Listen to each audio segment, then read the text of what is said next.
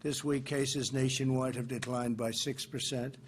The test positivity rate has fallen to just 6.5%, a 71% reduction from April and a 15% reduction from mid-July. That's a big reduction. The hospitalization rate for the virus has been reduced by half since April, and I urge everyone to apply common sense mitigation. We know that, and we are all doing that, and I want to thank the American people for really doing such a great job. The United States has now administered over 70 million tests, more than all of the European Union combined. If you combine all of Europe, it's less than what we do. Millions of point-of-care tests are processed in less than 24 hours and many in under 15 minutes. Nearly 80% of all commercial lab test results are now returned within 3 days. So we've gotten that number down from about 8 days to 3 days. And that's only in the longer-term lab cases. But we have many 15-minute tests. We have some 5-minute tests. The turnaround time for federal surge testing sites is just 2 days. So when you send them out, despite the fact that you have a delivery time, which you can't do anything about, it's all the way down to 2 days. It's a very substantial reduction. Great job by the people that do it. We are focused on aggressively shielding the highest risk individuals. Those living in nursing homes and long-term care facilities are less than 1% of the U.S. population, but account for nearly half of all fatalities. That's an incredible thing. So it's 1% of the U.S. population, but they account for nearly half of the fatalities from the China virus. That's why we have rushed nursing home funding, protective gear, and rapid testing equipment, and we will announce additional measures to protect nursing home residents. In the coming days, we've worked very hard with nursing home companies and also with the governors, 50 governors all around the United States, and we have developed a very good relationship with most of the governors, and I think for the most part they're doing a really good job. They're focused very heavily on nursing homes, and when they need equipment that they can't get, remember, they're supposed to get it, but when they can't get, we have tremendous amounts of equipment in stock. Thanks to my administration's decisive action to save American jobs, we're currently witnessing the fastest economic recovery in American history. And that's because the foundation that we set previously, before the virus came and hit our shore, the foundation was so strong. We had such a strong foundation that we're recovering much faster than anybody anticipated. It turns out that it will be a very, very strong V, and you'll see that in just a second. So retail spending has fully recovered and is now at an all-time high. That's not all-time for this month or last month. That's at an all-time high, and you see that with the chart. This was previous to the plague, I call it, the plague coming into our land, and really affected 188. We're dealing with 188 countries. And if you see, we've not only recovered, but we're at a much higher level than we were even then. That's an incredible number that nobody thought would even be possible. So we're currently witnessing the fastest economic recovery in American history. That's an amazing statement. So retail spending is great, and now, if they would, put up auto production has surged 28%, and that's your auto production, which is right there. So you'll see that that's now about even to where it was, and that was at an all-time record high, and we're already even. And if you had a chart for used cars, you'd see that used car sales are setting a record, and that's great for production, because when the used cars are practically not available, they're very, very tight, that means you're going to make a lot of new cars. So that number is going to go up even beyond what it is right now, but that's a fantastic number. That's a number that's the equivalent of where it was, and that was a record. So you see what's happening with respect to the economy and the recovery, and the stock market is almost at an all-time high. In fact, NASDAQ is at an all-time high. It's had 14 days where we broke the record already over the last 2 months. So a lot of great things are happening. Through the historic relief package that I signed into law, we saved over 50 million American jobs, 50 million American jobs. And the unemployment rate is rapidly going down. You see that, you've seen that, and I think you'll see it over the next 2 months, and you'll have a good report even prior to the election. You're going to have a very good report. I think you're going to have an incredible GDP. You're going to have a tremendous report on business, and a lot of it's going to be released, which is very fortunate, prior to the election. I think the Democrats are going out of their way to try and do whatever they can to stop these kind of numbers. They don't like these kind of numbers because they think it'll hurt them in the election. I think we all have to pull together, and we have to do the right job, and we have to do what's good for the American people. We were unfairly treated by China because they could have stopped it.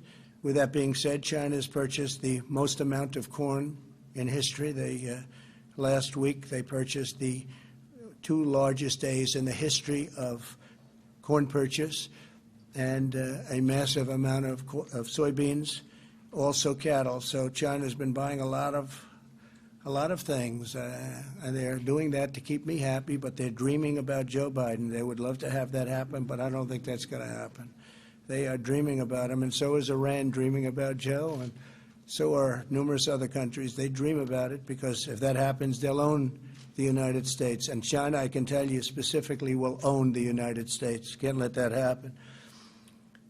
If you remember, China had the worst year they've had in 67 years prior to the plague coming to our shores. And we are now starting to do really well. We're going to have a very good third quarter, maybe a great third quarter. And we're going to have an incredible next year unless somebody comes up and quadruples taxes, which is what they're talking about doing. And also regulations. We've done more in terms of cutting regulations than any administration in history by far, whether it was 4 years or 8 years, or in one case more than 8 years. We have, in less than 4 years, done more regulation cutting by far, and we're doing more as we go. Some of it's statutory. You can only do it at a certain pace. You have to wait 90 days. You have to wait 120 days before you can take the next step. We have tremendous regulation cutting coming. With that being said, we're going to have certain regulations to protect the environment and also safety. Small business optimism has come surging back. In June, it was higher than any month under the previous administration. Think of that. So small business optimism was higher than any month under the previous administration, and that is while we're going through a pandemic, a worldwide pandemic. You have a number like that. And when you see the numbers that we quoted just now as to what's happening with cases and all of the other hospitalization rates, a lot of tremendous things are happening. Industrial production is increasing at the fastest rate ever recorded. I mean, think of these numbers. I mean, how does that happen? Industrial production is increasing at the fastest rate on record, which is ever recorded. Consumer spending is expected to grow at an astronomical rate this quarter, so we don't have the number yet, but it looks like it's going to be at an astronomical rate. I want to say that I want college football to come back. These are strong, healthy, incredible people. These are people that want to play football very badly. A great talent quarterback, Trevor Lawrence, called me on 2 days ago. I spoke to him a couple of times. He said, "Sir, I want to just tell you we want it back. We want to play." And he's an incredible quarterback, as you know, from an incredible school, Clemson. And he's going to have a very good future in the NFL. He's got everything. He's got height, accuracy, a strong arm, and he's fast. Other than that, I guess he's got some problems. But he's got the whole package. I watched him last year running, and he was faster than the backs that we're guarding. I think he's going to be great. But he's just a great young man. I talked to him actually for a long time. They want to play football. And he made the statement that he feels he's safer on the field. He's safer on the field than he is outside of the field. He feels very safe. And if you look, the SEC, the Big 12, and the ACC are back. They want to come back, and I think they're coming back.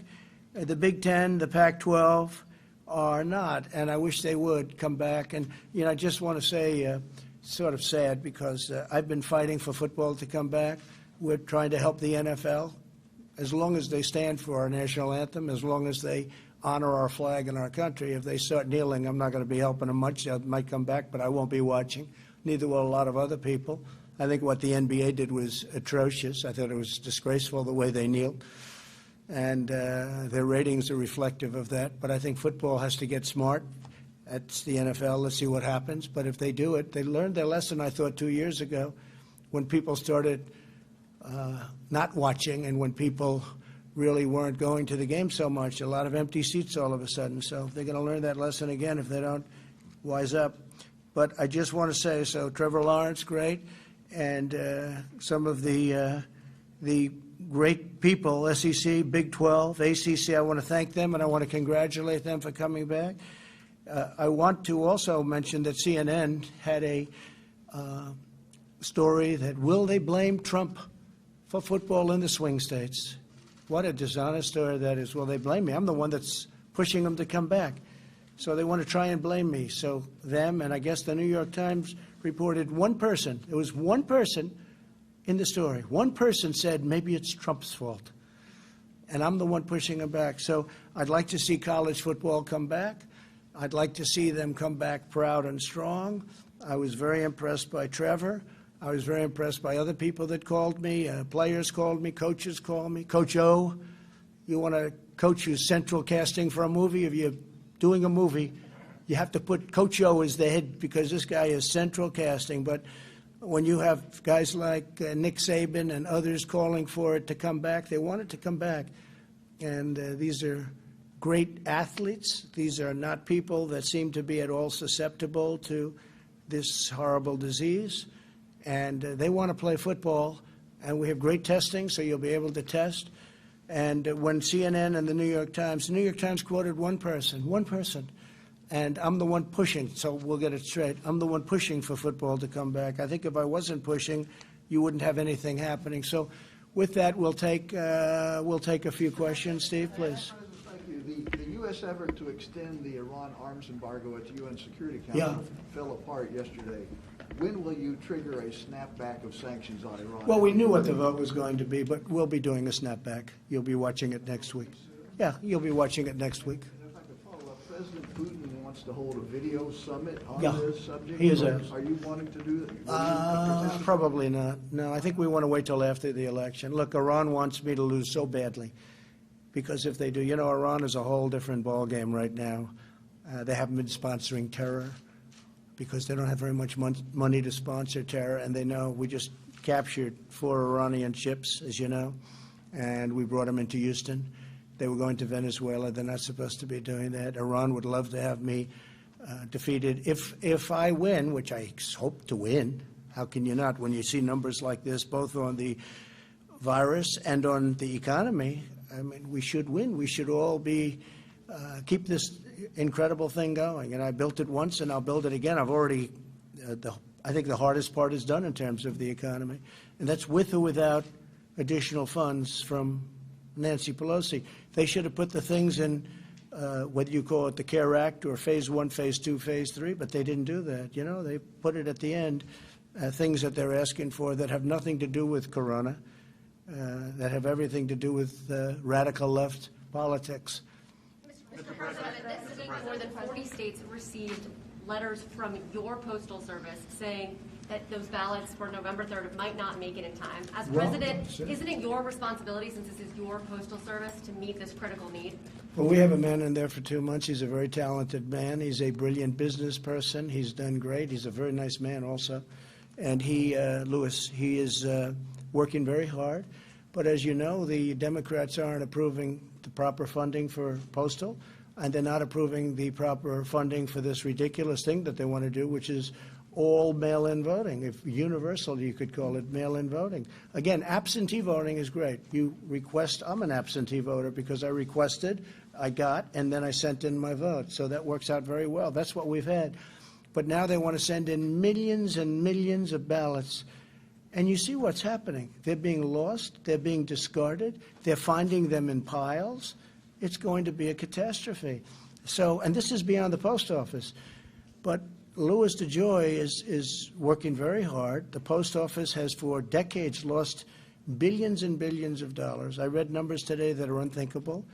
And what they want to do now is hit the post office with millions of ballots from certain states, and if you look at what happened in New York and Virginia and various other places, it's a catastrophe. They're losing 20% of the votes. Nobody knows what's happening. So we're going to see what happens. But I do say this, universal mail-in voting is going to be catastrophic. It's going to make our country a laughingstock all over the world. You can't send out millions of ballots. And look at all of the tests. Look, you've seen them. And there are many, far more.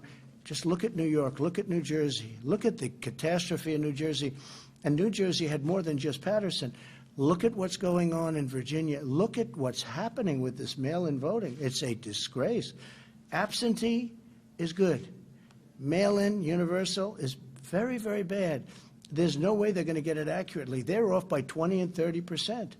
And this is beyond post office. Now, with that being said, they want money for the universal mail-in ballots. And they're not getting it. You know why? Because of them. We want money to go to people. They want money in order to bail out states that have done very poorly. The states that have done poorly, you know them as well as I do. These are run by Democrats, usually radical left Democrats. You take a look at what's happening in Portland. And we'll go into Portland, we have to be asked. We'll go into Portland, straighten it out in 1 hour, like happened in Minneapolis. We'll go straighten it out in 1 hour. We will straighten it out so fast, but they have to ask us. So they need money, but they're not willing to approve the money that they need. If they can't get the money that they need for universal mail-in voting, I don't see how they can have it. And that's not only post office, it's also for the voting itself. Follow on that, Mr. President. Does Postmaster DeJoy have your backing for the actions that he's taken in the last several weeks? Yeah, he's a fantastic man. He wants to make the post office great again. You ever hear the expression? He wants to make the post office great again. The post office is a catastrophe. Mail sorting machines nationwide, that's one of the things. I don't know what he's doing. I can only tell you he's a very smart man. He'll be a great postmaster general. And he needs, obviously, if you're going to do these millions of ballots out of nowhere, he's going to obviously need funding. But the Democrats aren't willing to provide other things, and therefore they're not going to get the funding for that. But you are going to have a catastrophic situation with universal mail-in votes. And on top of it, the Democrats aren't willing to give the people the money and the post office the money. Mr. President, you said a catastrophic situation is going to happen, but what are you doing to ensure that that doesn't happen? Because wouldn't these problems raise questions about the election results if you win? Well, the problem with the mail-in voting, number one, you're never going to know when the election's over, okay? I mean, they called the election in New York for Carolyn Maloney. They shouldn't have done that. I think you should redo that election. And you know the opponent is screaming. They can't believe it. Ballots are lost. Ballots are defrauded. It's a total mess. And they called it for her. The reason is because I've been using it as a case. I've been using it as a case. So, look, we are going to have an election that takes place on a beautiful day, November 3rd. And usually at the end of the evening, they say, Donald Trump has won the election. Donald Trump is your new president. Whatever they say, you know what? You're not going to know this, possibly, if you really did it right, for months or for years. Because these ballots are all going to be lost. They're going to be gone. And just take a look at a smaller basis. But it's great tests. We're doing tests. I mean, these are, you could call them polls. You could call them tests. Look at what's happening all over the country where you have universal mail-in. Wait a minute. The ballots are lost. There's fraud. There's theft. It's happening all over the place. Now, we're going to do it with this whole vast, big section of the country. It's crazy. You're not mail. You're not talking about prescriptions. You have made it so plain that you are opposed and do not trust mail-in voting.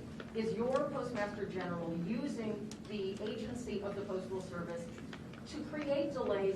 No, not at all. He would love to see it happen. I didn't speak to him about it, but I will tell you this. I would imagine he would say, number one, they didn't give me the funding for it because it's sitting in Congress because they want $1 trillion to bail out states, just so you understand what they want. They want $1 trillion to bail out badly run, Democrat-run states, okay? That's what they want. They're not giving the money to the post office. They have to give the money to the post office. The steps the Postmaster General is taking are creating some delays now. No, the steps he's creating, yeah. Are you trying to discourage No, not at all. The steps that he's taken are trying to stop the tremendous losses that have taken place for many, many years. He's trying to streamline the post office and make it great again, 80 okay? days before an election, sir? Is Well, this the wait right a minute, time? you just threw, look, I just read last night that now New Jersey's going to try the universal mail-in voting. Well, they didn't know this, so now all of a sudden New Jersey's going to be hit with millions of ballots to be sent out. They didn't know anything about this. So how does a post office, how does a postal service that doesn't know about it, now all of a sudden New Jersey's supposed to take out and millions of ballots are going to be sent all over New Jersey? And if you look at some of the things they say, like take the state of Nevada, take that little scam that's going on over there with the clubhouse politician governor. Take that, where the votes don't even have to be in till they get counted 7 days after November 3rd. That means if Nevada's a very important state, I think we have a great chance of winning that state. If the votes don't have to be in for 7 and they're not counting the votes 7 days later, that means how are they going to predict a winner on November 3rd? Mr. President, the Inspector It's General not announced just today- election. Whether a ballot was automatically sent to somebody, or if... No, absentee is okay. Okay, but once the ballot gets into the mail, it doesn't matter. The workers have to sort it. So the bottom line is there must be more resources for post offices across But the country. Democrats are not approving the resources. You're right. There has to be more resources. I agree. Because all of a sudden the post office is tripling up in size. The problem is the Democrats are not approving the funds necessary. It's in there. Now they have $25 billion. I've seen $15 billion. I've seen a lot of money.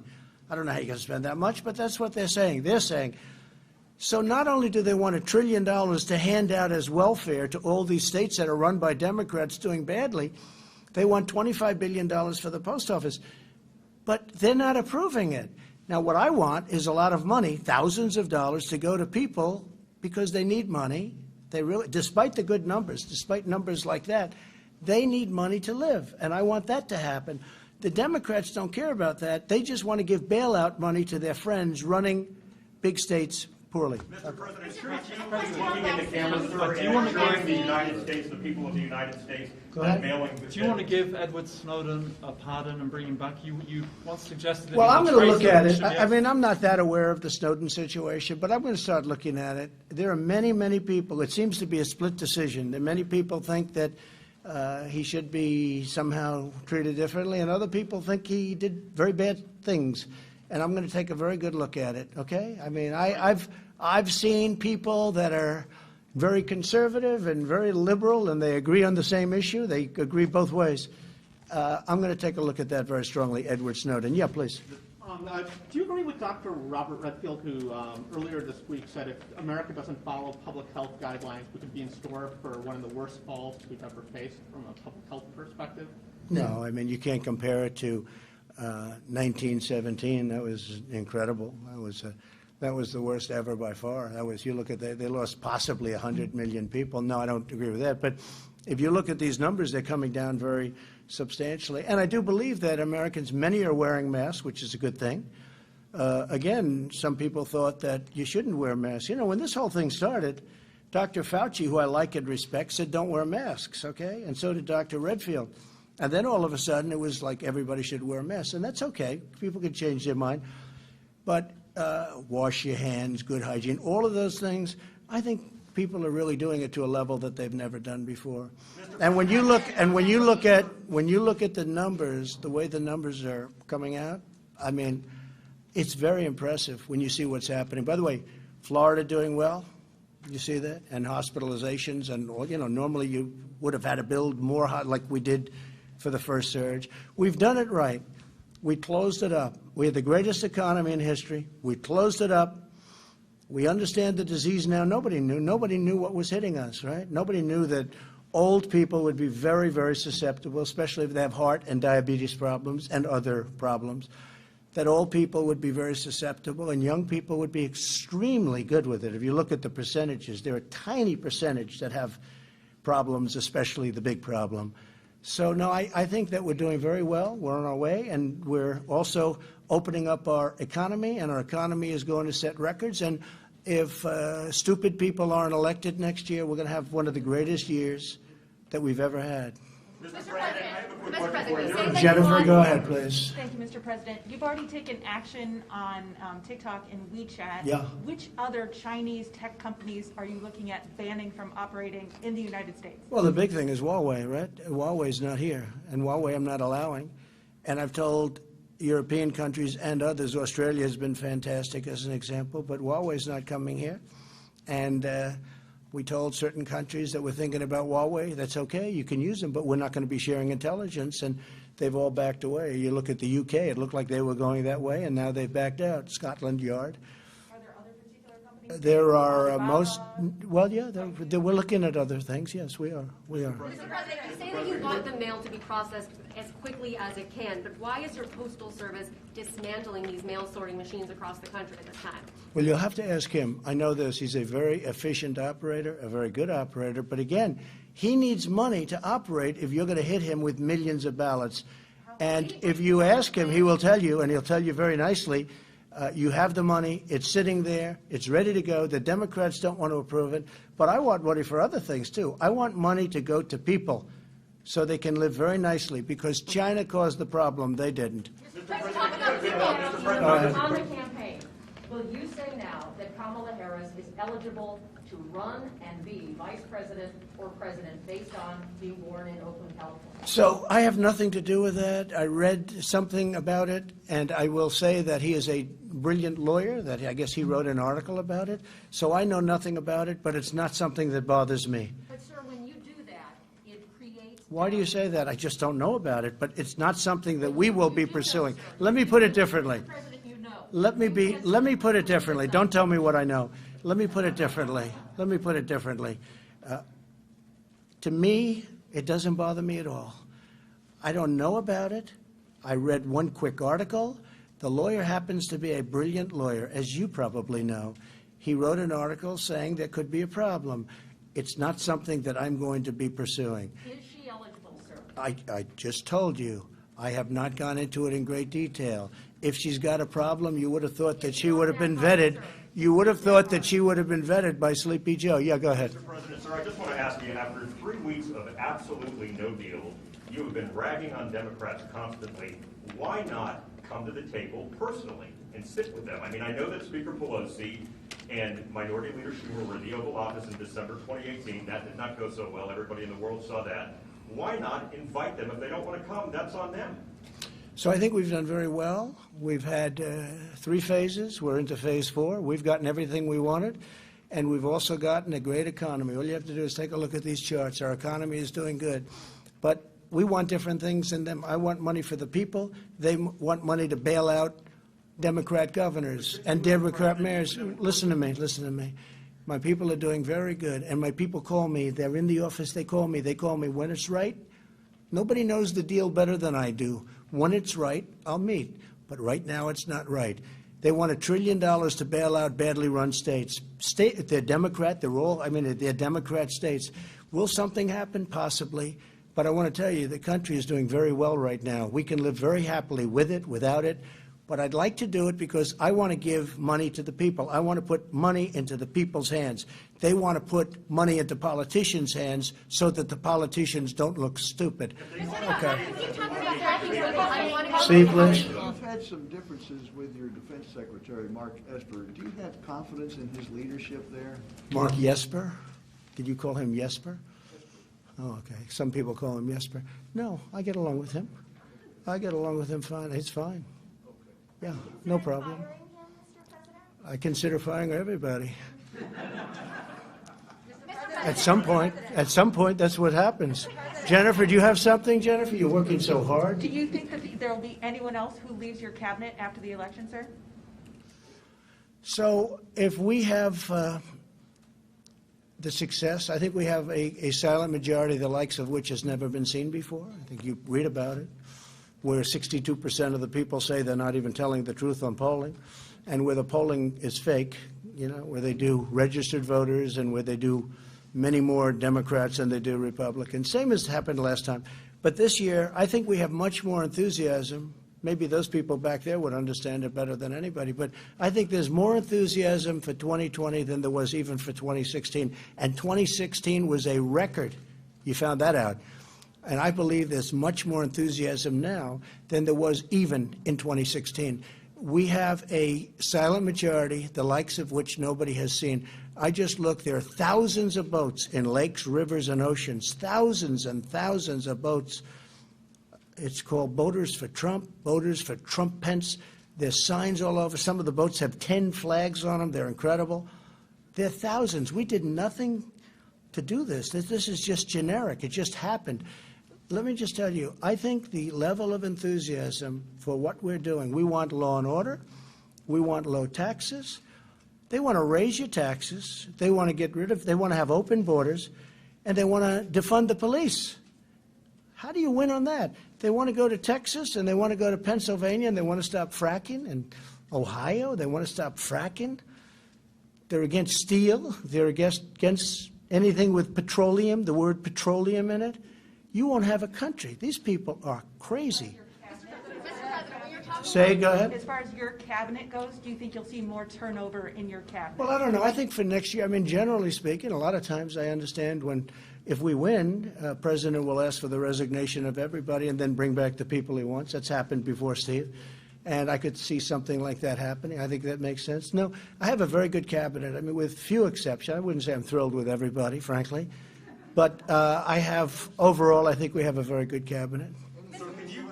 I think I will say this, no administration, none, no administration, first 3.5 years has done anywhere near what we've done.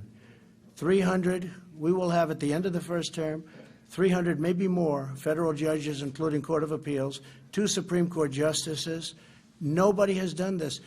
Take a look at what we've done. The biggest tax cuts in history, biggest regulation cuts in history, rebuilt our military, took care of our vets. We have a 91% approval rating from the vets. Nobody's ever had a 91% approval rating before. I guarded the Second Amendment. They want to destroy the Second Amendment. Take a look at Kamala. They want to destroy the Second Amendment. And as you know, Joe has no control over anybody. He has no control over himself. Okay, thank you very much, everybody. Thank you.